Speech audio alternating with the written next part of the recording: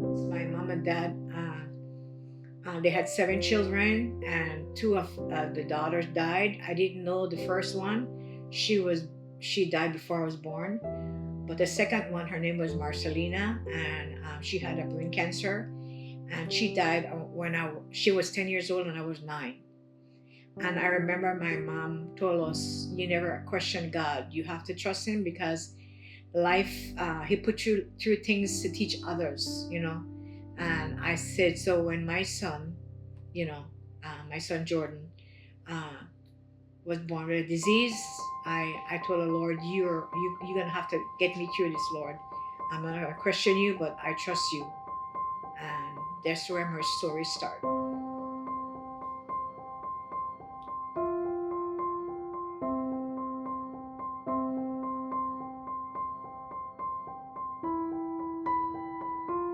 Hi, my name is Verona Xanders. I'm formerly from Belize in the Caribbean. I came to America when I was 20 years old, and now I'm 68 years old. And I met my husband in our church, and his name is Paul Xanders. And we had four beautiful children. I appreciate everything that God have given me and my husband together, and we want to thank God that we can tell our story of our son Jordan. Hi, my name is Paul Xanders.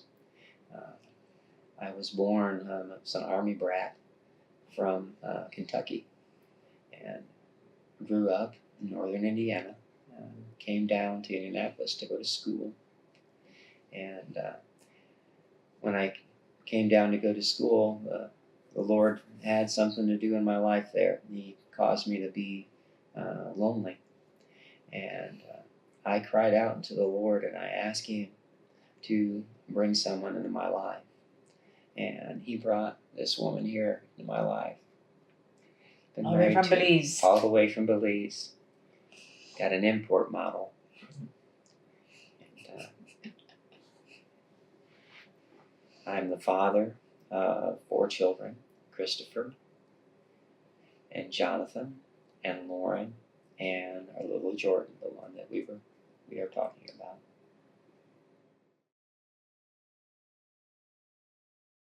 Well, my childhood in Belize was a very humble and simple life. We didn't have, thank God, we had a home, and my dad had a grocery store, and we live upstairs. We had the grocery store downstairs, but they were always there for us because we live where or his business was.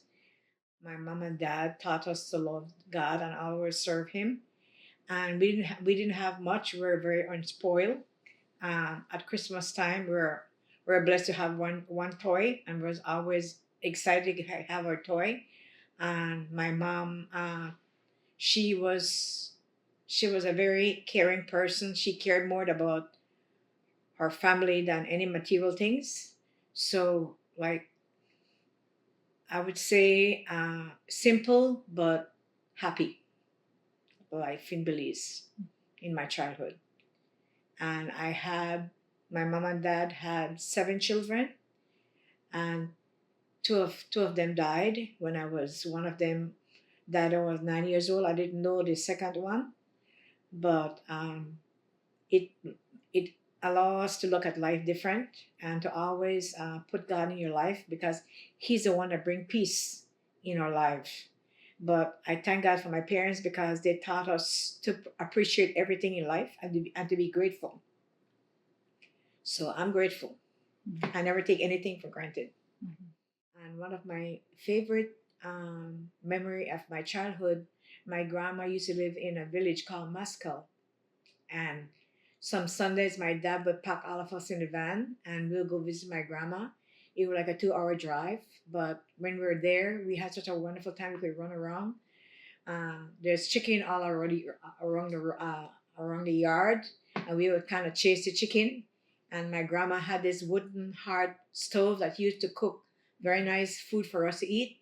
And we just sat around the table and we talk and laugh and talk about my grandma childhood, my mom childhood, and you come home, and one time this lady, the neighbor, gave me a chicken, and I put the chicken in the back of the wagon, and I made a bed for the chicken. And you know, the chicken was like a child, like a baby for me. So my mom said, Verona, you know what? I could tell you're gonna be a good mother because you're taking care of chicken. Sorry. So, taking up the chicken like you'll take up a child. I say, yes, mom, you're right because you're a good mom too, and you're teaching me that. So that's one of my favorite childhood, going to Moscow. Not necessarily. All I wanted in this life from I was 15 years old, I told the Lord, I prayed to Him, and I said, Father, all I want is to be married to a godly man because I love you and I want to have my children. And that's all I asked God for because that was important to me. And I have never regret that. I would do it over again. And because, being a mother, I see my children happy and they're successful in their life because I put that time with them every day. And like I said, I don't have no regrets. That was the gift that God gave me. It take a very special uh, that's a calling. I would say that's a calling because everybody is different, but that was my calling, and I'm thankful for that calling. And I love being a mother, and now I'm a grandmother, and I'm enjoying every moment with them.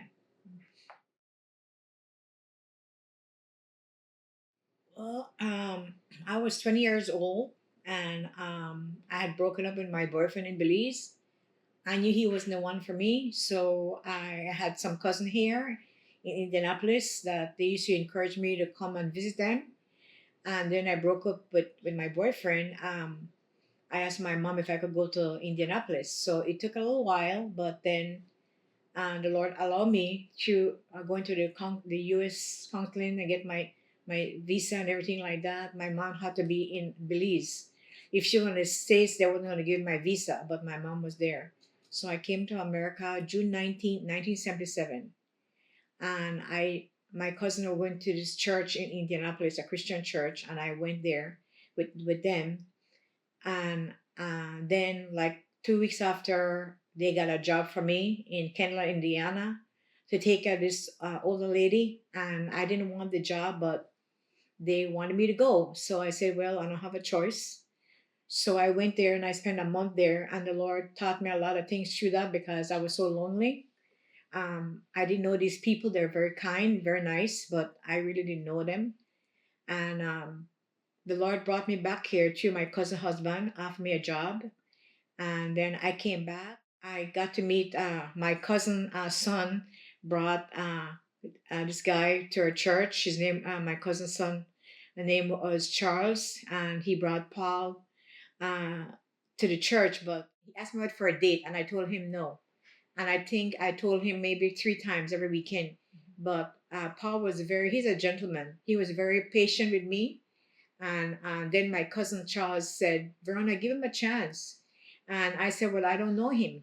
I don't know him. I don't know his family. He said, well, Paul is a very nice guy, come from a nice family.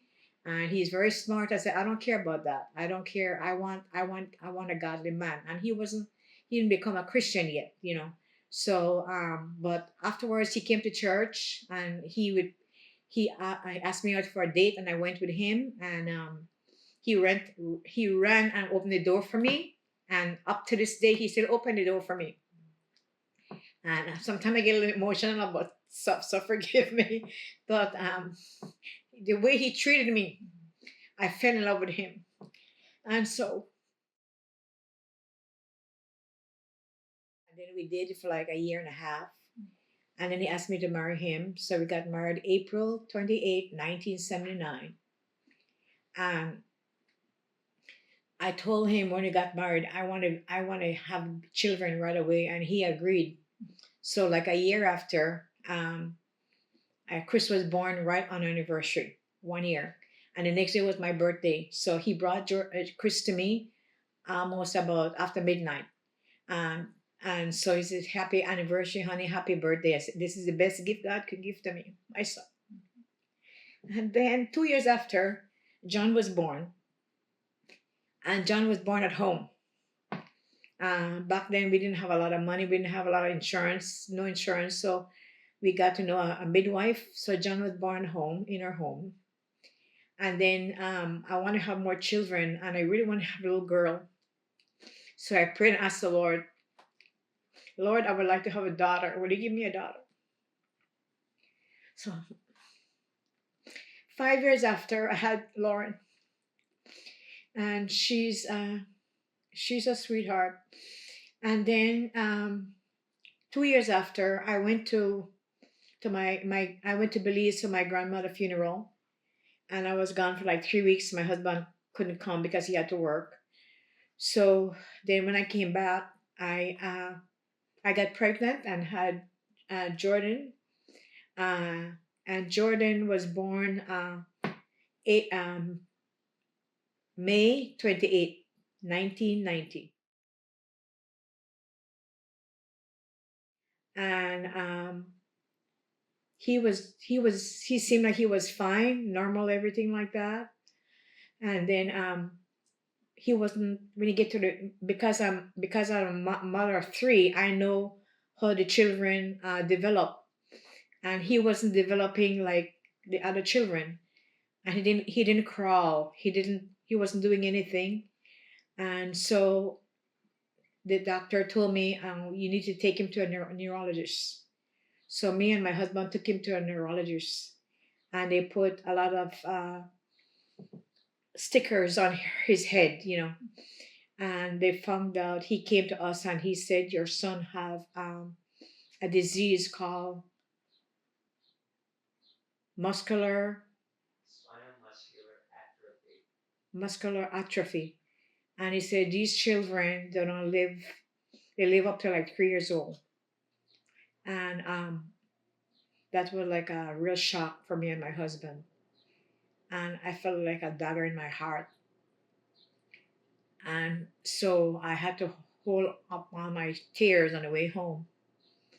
And after we had to learn how to ask God how to deal with this, how for Him to get us through this, because it's going to be hard, because it's important for me to have all my kids, and I know it was going to be a test of our faith. Well, Jordan, he because he couldn't walk, we had to get a wheelchair. But he was only like a year when we found out, so he didn't really need the wheelchair right away. But we got a special prom, or what you call carriage, what you call, yeah. But the children were young back then, so we didn't feel like it was time to tell them. Just let them enjoy their brother, because we didn't know that we don't want them crying in the house, because that brings a lot of sadness to me, to my heart, and to my husband's heart. But um, we we had to learn how to take care of him, because he's going to be a very special child. And the Lord has really helped me. I prayed a lot, because I knew if I didn't pray to the Lord, ask Him for His strength and read the Bible, I don't think our marriage is going to make it through that, because it's a pain that I wouldn't wish on anybody. It's a very a pain that emotional, but also it feel like it bruises your heart. And so, like I said, the Lord had to help me how to prepare for the rest of his life, that he has. Well, because my husband had to work, I had to take care of him and the other three children. But I think the Lord was with us through it all, because I feel like He was preparing us for our future in our ministry. And I didn't know anything about muscular atrophy. I had no idea what that was. We tried to go back to find out if somebody in the family had that. There was nobody in the family that had that. And we knew that this was going to be a test from God, to test our faith. And so Jordan, when he got to when he's supposed to walk, he didn't walk, like I said before. And we took him to the doctor a lot, checking on him. And then when he was like 2 years old or 2 years old, we got a wheelchair for him. But Jordan, part of his, he didn't breathe like a normal person. He breathed through the diaphragm. And but we have to be careful what we feed him because he can choke, and he couldn't go to the bathroom by himself. We had to help him. If we was in a car and we had to stop quickly, his head would fall down and he couldn't pick it up back. So the children, I trained the children how to help Jordan, and they were all there for him every time they come home from school. And um and so the children, they were happy to be there for Jordan. Jordan used to like to play Mario, the little thing, and Lauren would come and play with him. And he would say, "Lauren, come play with me," and they would sit and play in the little wheelchair, and he would laugh with Jordan, Lauren, and Chris, and then they would put him outside in a wheelchair, and they would go and play basketball. Uh, and he was the star of in their church. He had a very sense of humor. And Jordan was never he never felt sorry for himself. He was always had a beautiful spirit about him. Always funny and caring. And he loves movies. Like his favorite movie was The Mask, and he would laugh a lot. And he would laugh like this, hee hee hee hee hee. When the actor would do silly stuff, he would laugh. And one of his favorite food I would make for him is black beans. He loved black beans until even his mouth was all black around his mouth. He loved rice and beans. And like I said, he was a delight in our life. Even though it's a hard, he made this trial easy to deal with because he was never crying all the time, "Mom, I'm in pain," or he just make life, this trial, more easy for me and Paul. So he was, to me, he was a light in our life to teach us that you can make it through life if you have the Lord in your life, you know. And he was always, every night we would go and we would pray with him. Every night he and I would pray. And he was, to me, he was a like a little angel from God in our home. Well, at the age of 3, I was giving him his treatment to clear his lungs. He have a lot of mucus in his lungs sometimes, and it's hard for him to breathe. So the doctor did say that at 3 he would make it. So I was looking forward to that, but then some of the effect of the spinal muscular atrophy started to show. And I was giving him a breathing treatment, and his face came blue, and he stopped breathing, and I had to stop the treatment. And then I pick him up in my arm because remember, he's 3 years old and he's very frail, and I didn't know what to do, so I got a little scared. And I pick him up and I walk in the hallway, and I said, "Jesus, please help me. I don't know what to do. Please help me, Jesus. He's not breathing." And I put him back on the couch, and I started to breathe in his mouth, and he came back. But I could tell his body was very weak. So I got concerned and I said, probably I need to take him to the hospital. So I called my husband and I told him what's going on, and he told me, "I'll meet you there." And I carried my son crying to the ER.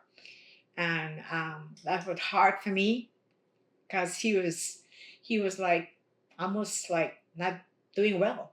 And I said to myself, Lord, is he not going to make it?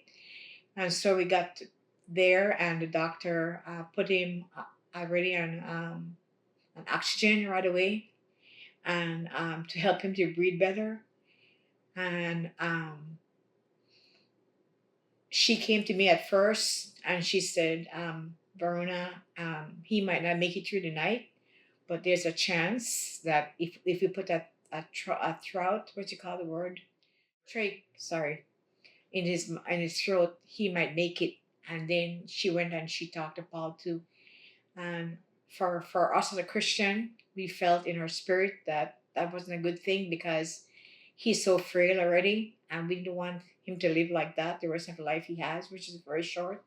So we told the doctor, Doctor, Jordan belonged to God, and if it's his time to go, we're not going to do that to him. We love him very much, and we don't want to see him in that part of position, to try to breathe through his neck, the throat. So we decided about it, and that night, we were in the hospital, me and Paul, and we could tell he's breathing very hard, quick, hard. And we said, Jesus, you need to help him get through the night. And I remember that night, Paul and I, we were they had a little bed there, and we laid belly to belly, hold on to each other and cried.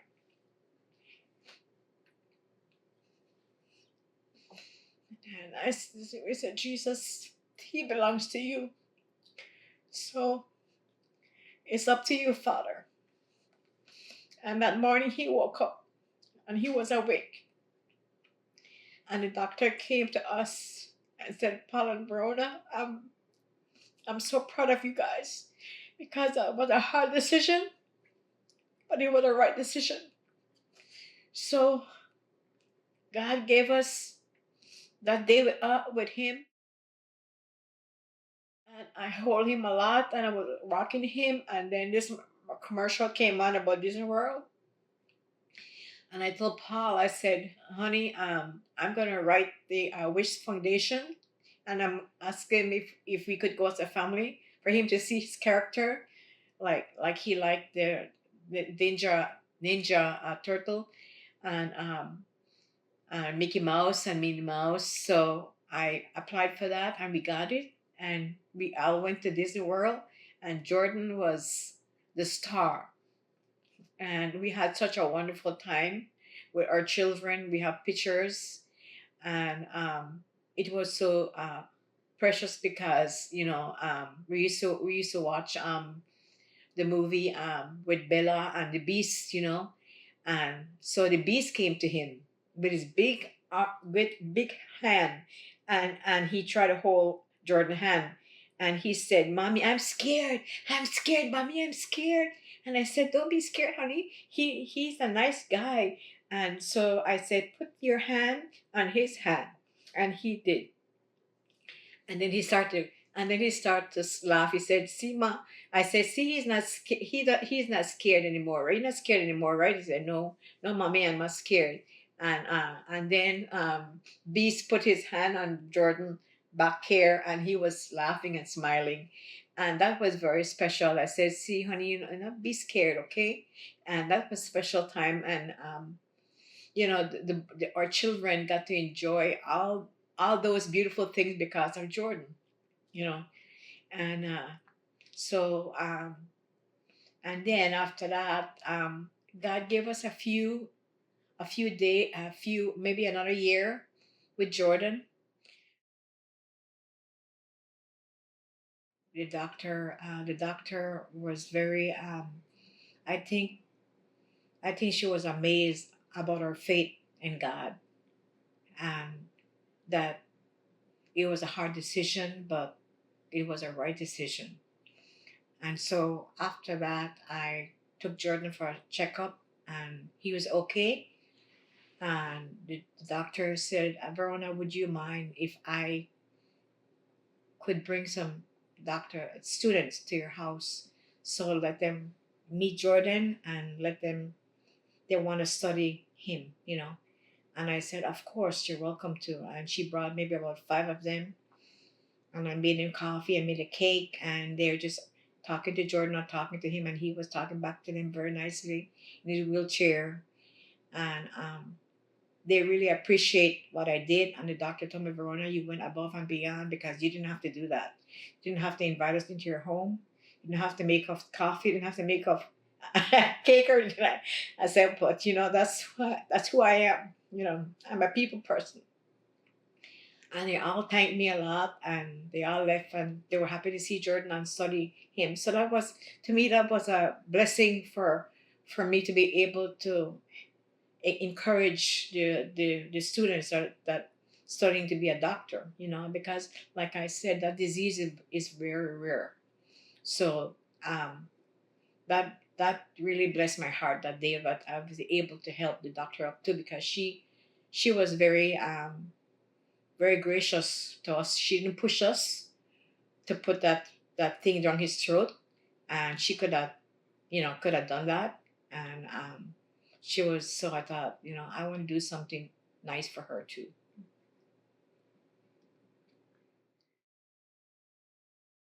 Then he got, like, around November, he started not feeling good again, and we called for the elders of our church, and they came and they prayed over him. And I'll never forget, because Paul told me, I wasn't there, I was praying in the other room, but Jordan told his dad, Daddy, the angels are fighting. And I believe that the demonic angel would like to take him, but the Lord sent Michael. I'm sure Michael, the warrior, for Jordan, and then they prayed for him, and then he got better a few days, and he went back to school and had a good time there, and that was like November, I think. Yeah, that was November of 1994, and then, like, we spent Thanksgiving. I usually go to my in-laws' house, but we stayed home that year. And I remember I was so tired, so tired. But the Lord gave me strength to take care of our son. And then April of 1995, he got really sick again. The doctor had told me and Paul that when I went for his checkup, he said, Jordan, lungs are getting very tired. It's not going to be too long.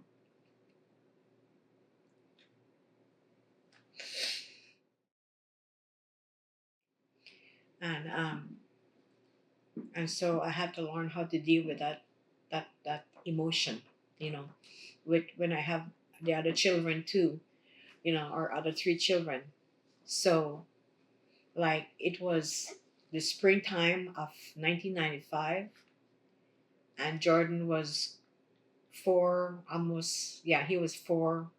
His birthday was going to be uh, he was born April 28th, 1990. So he's 4, and he was gonna be 5 that same year. But that was springtime, and all of our children were home for springtime. And that night, the night before, he wasn't doing very well, and I put a little pillow on his tummy that night to help him, and I tried to press on his tummy that night to help him because he said, "Mommy, my tummy hurting me." So I would press on there, and he said, Mommy, that hurt. Can you stop? I said, Okay, honey. And I prayed for him. I was sitting up all night long. I didn't sleep all night long. And so that morning, um, like I said, the children have the spring break, so they're all there. And that that day, he didn't eat, nothing like that. He was just very quiet. And so I try to keep the children out of the bedroom because he was in the bedroom.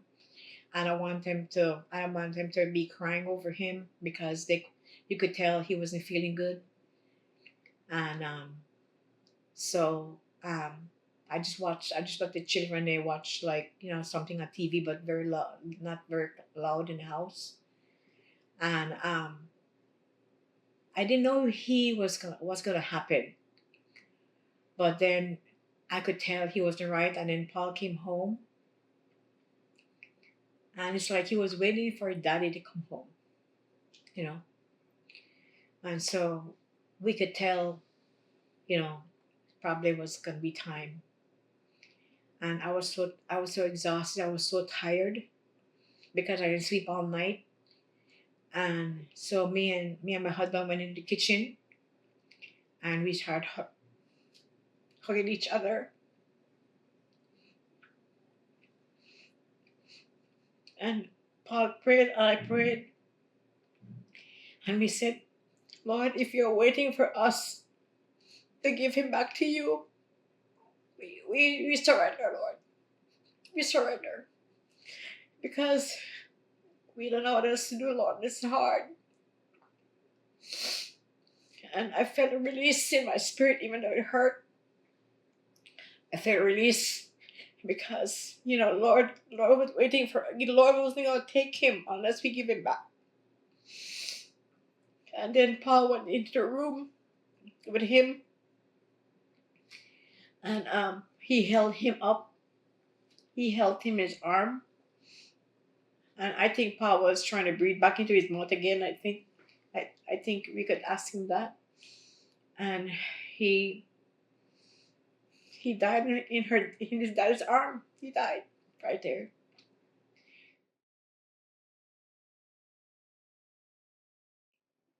It was interesting.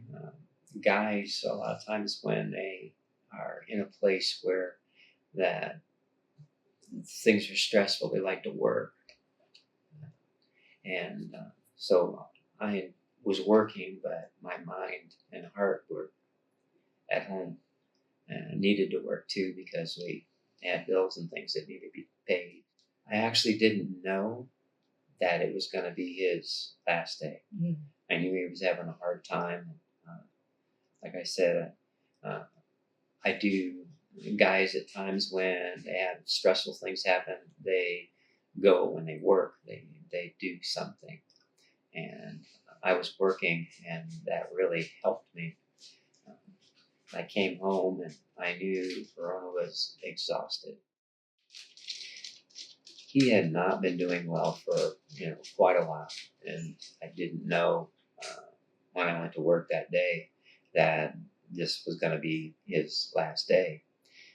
I knew that Verona had been up with him all night, and uh, when I came home from work, it was my turn to care for him. So she went to bed, and I helped him, and he took his last breath in my arms. He waited for me.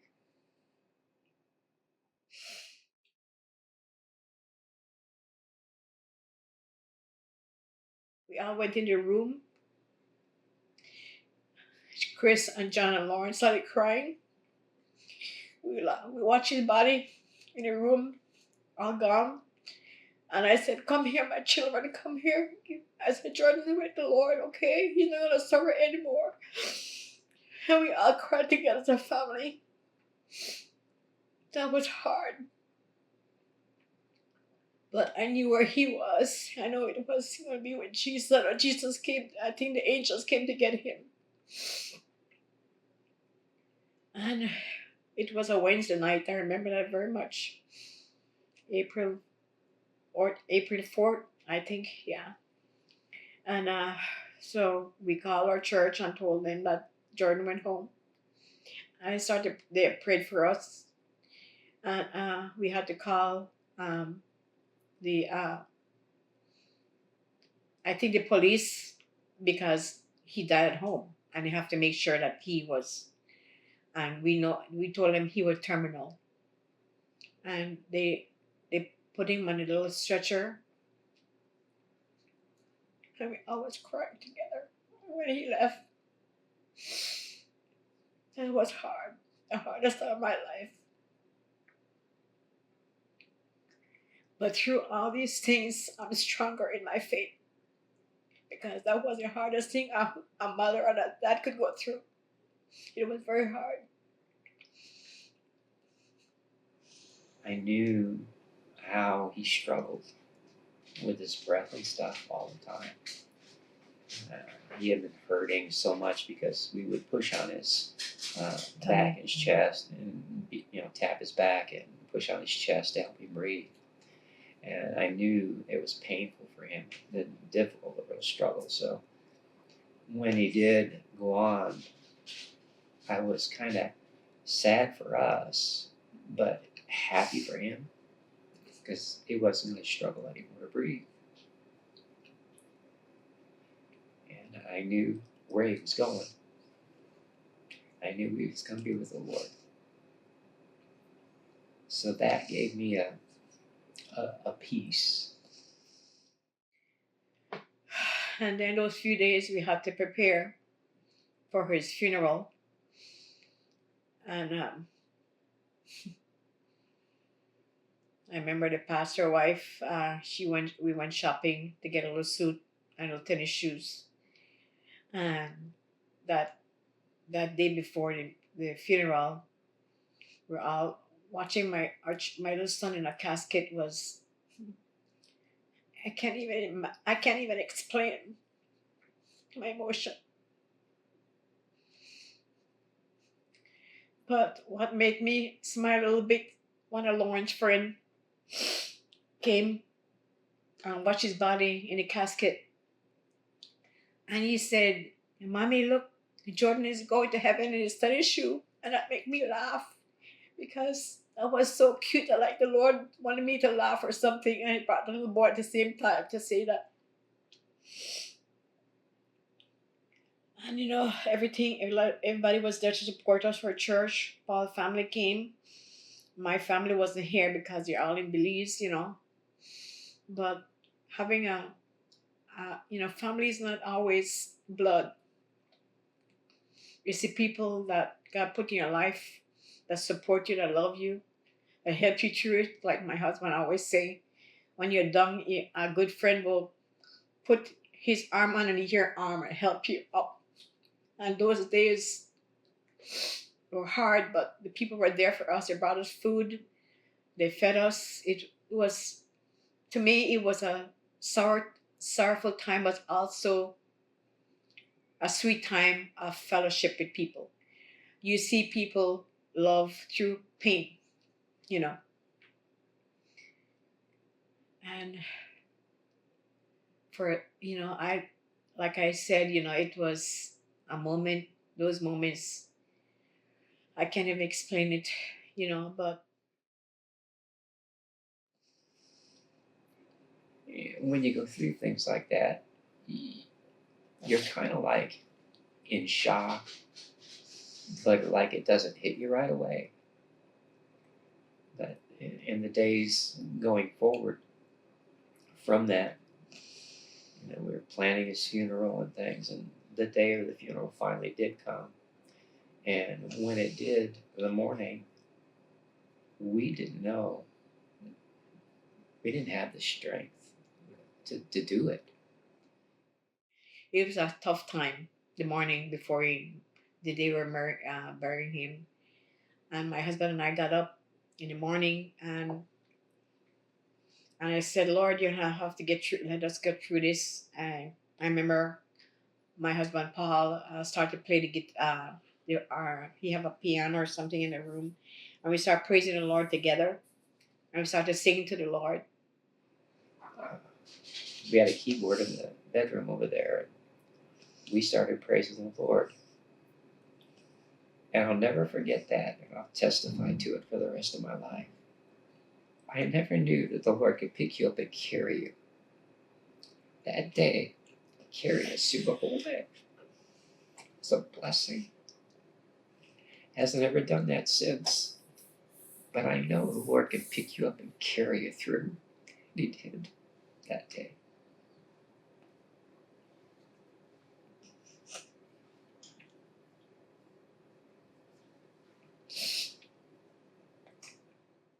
And we got dressed. Our children got dressed. We went. It was a beautiful, beautiful day. The sun was shining, nice and bright. The day before it was kind of cloudy and cold. And to me, like the Lord was telling us, My son is with me. I gave you him to take care of him, and you and Paul did well. So the sunshine was out there because she's showing us Jordan is with me, and you did a good job.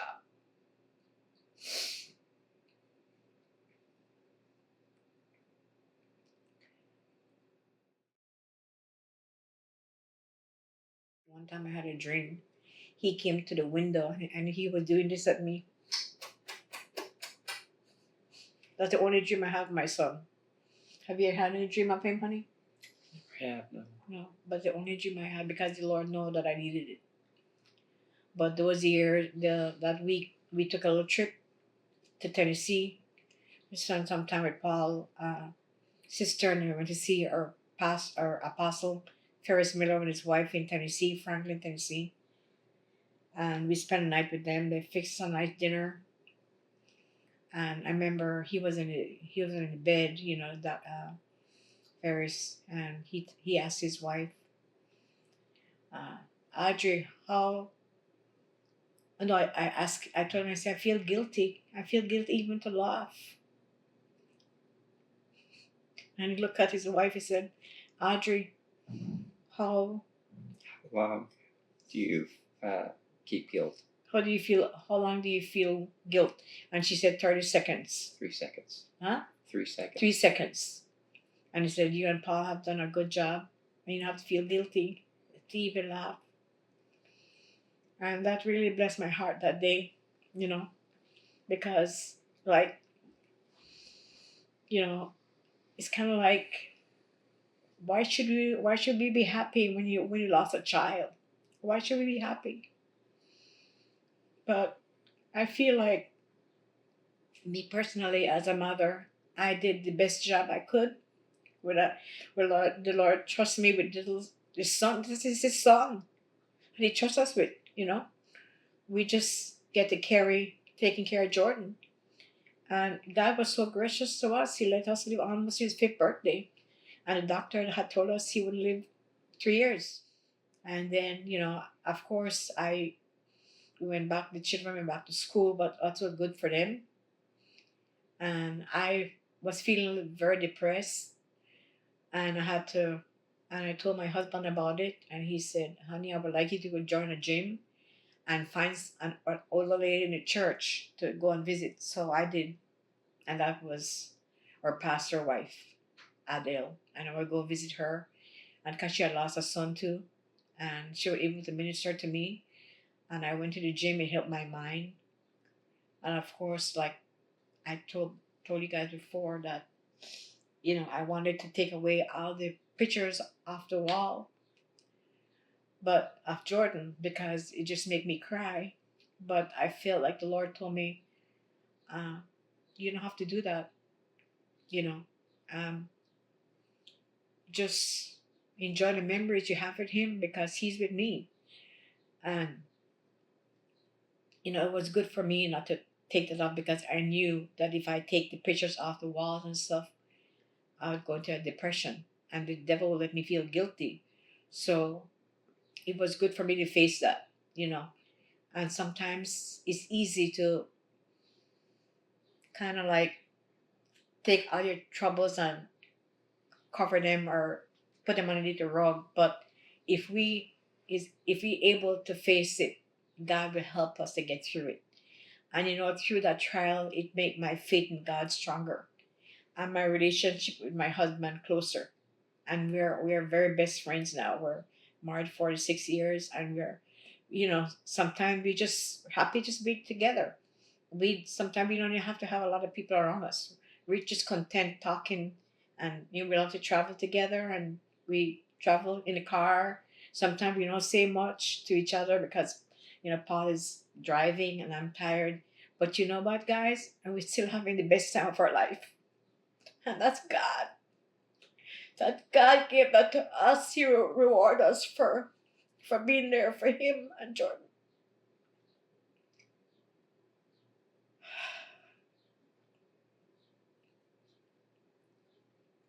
It's been hard, but it's good to talk about it now. For 30 years, I never thought I would. I would be this emotional, or my husband would be this emotional. But it's a trial that God gave us, and He knew that He can trust us. He knew that we'd do a good job for Him, even though it's gonna be hard. He knew, and so He chose me and Paul to do this because the Lord knew all I wanted in this life to be married to a godly man and to have my children, and for Him to give us four. And then, you know, He wanted He just gave us four, but then He knew He could take one away from us. But I look now and I see my children, our two sons married, they're happy, and our daughter, she's happy with her son. I know I look at our grandchildren, and He made it up to us. He gave us six grandchildren.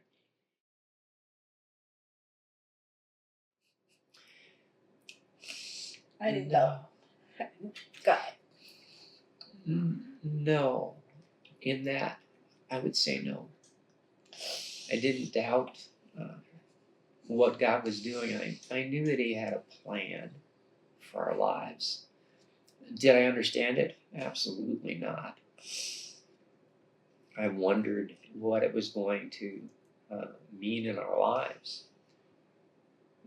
When the funeral came around and we saw the different people in the church, his life, how short it was. This little guy touched so many lives.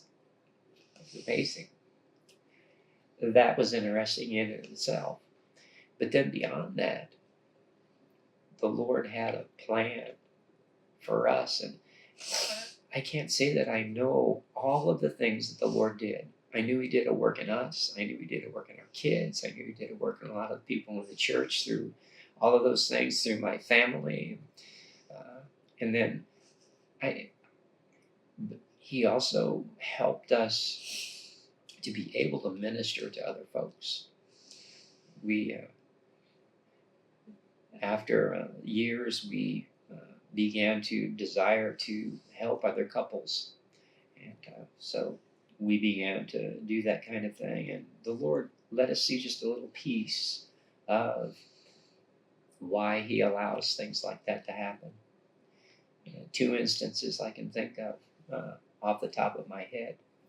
One of them was a guy that came, actually, when we had that seminar in Indianapolis, and he said, no one can really minister to me because they don't know what it's like to lose a child. And it was a marriage seminar, so their marriage was in trouble. I saw that night, I thought, Lord, I see what you're doing.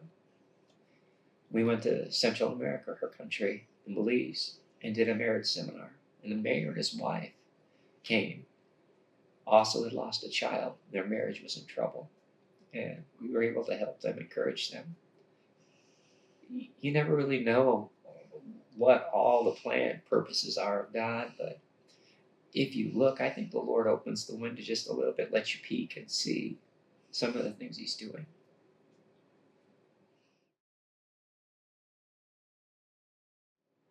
I know that His life touched them while He was living, and even afterward, like as an example, Lauren said, she became pregnant. She said, if I have a child, I want to name him Jordan. And it was interesting because Jordan is kind of a replacement for our Jordan. And amazingly enough, we were very involved, more so in his life than any of the other grandkids. And I know that Lauren felt that way.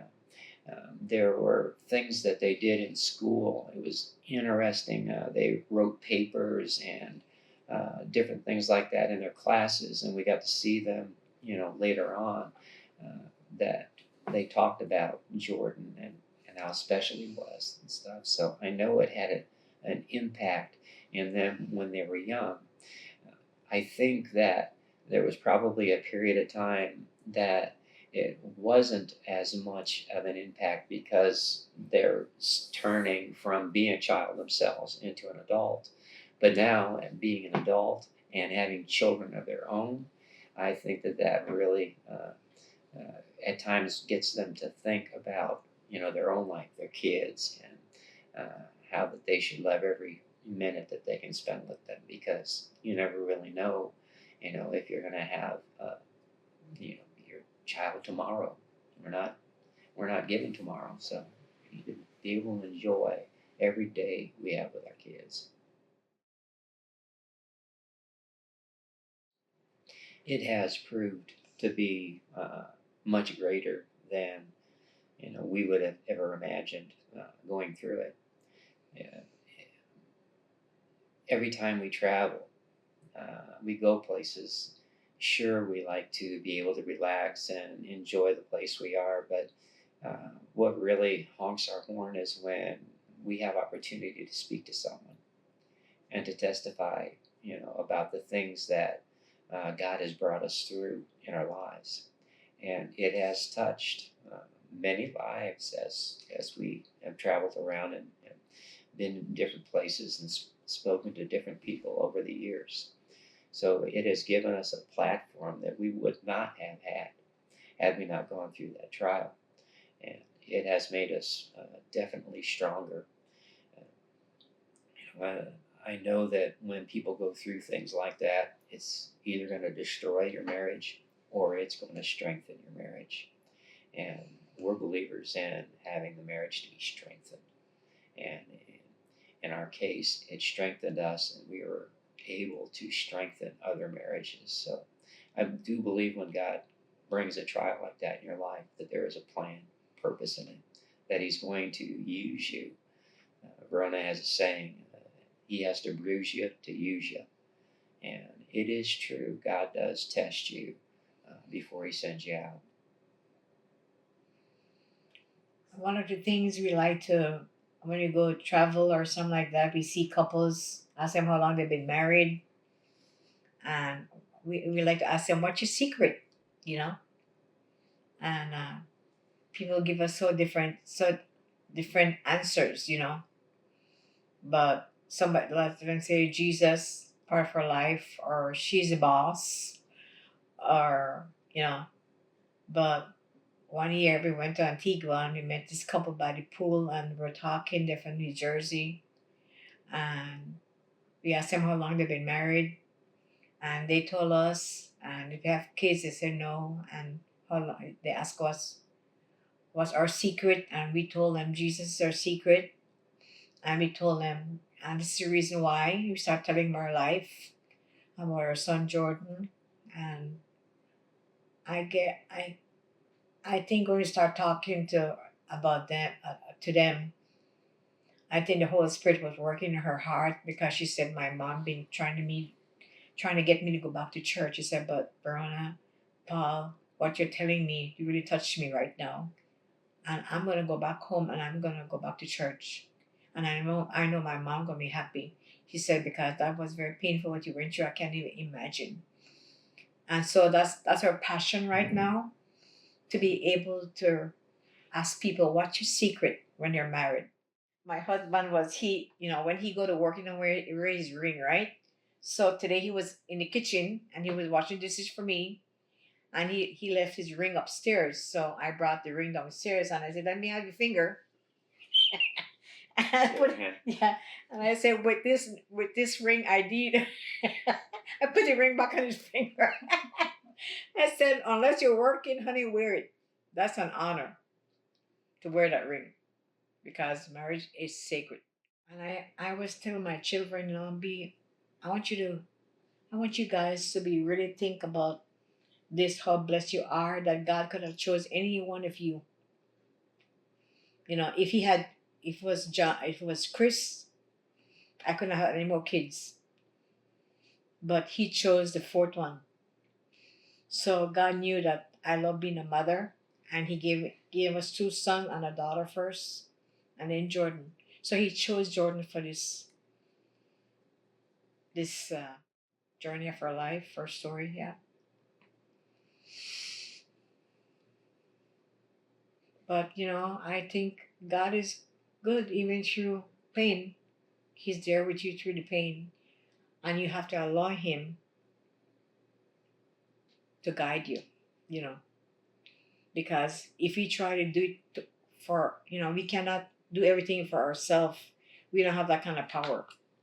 Our power come to the Lord, and if we surrender, then the burden is we're able to carry the burden with the Lord. He'll help you, like Paul was saying, that morning. He carried us.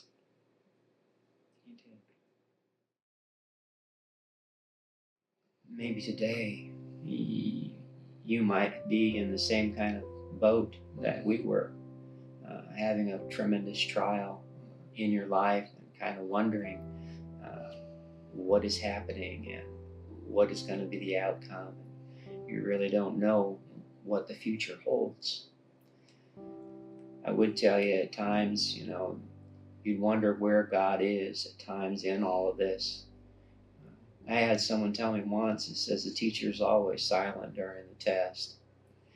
But you have to know, it says in the scriptures that all things work together for good to those that love the Lord and those that are called according to His promises. And I would tell you that there is a plan and a purpose for you if you belong to God. And if you don't belong to God, reach out to Him right now, because He wants to be with you through this trial. He can carry you through the trial. He can help you through the trial.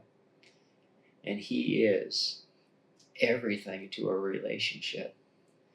Without God, we could not have survived, much less had an overcoming testimony in marriage through this. And when things like that happen, draw up close to God.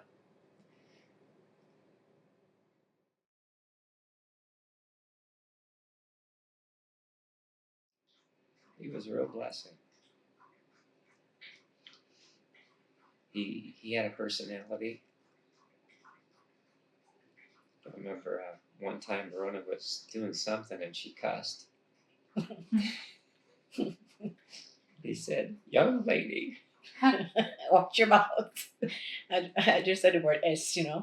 I burned myself in the kitchen, and I said, and he said, "Watch your mouth in there, young lady." Yeah. So he was pretty special. He had a short, happy life. He was a very happy kid. He could make you smile. Never felt sorry for himself. He didn't. And it's amazing that kids that are like that, there's always in something that they lack, that there's something that God gives them that's beyond what we normally get.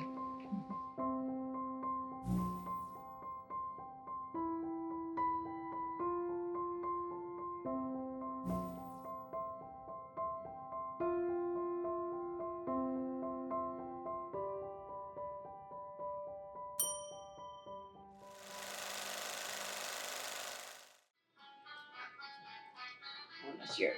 It's my phone. So Okay. anyway, We'll pause for a second, maybe while that. that's gonna stop in a minute. That was a fun interlude. Who's calling? Is that a ring for a specific person or just No, anyone? Anyone Okay. calls.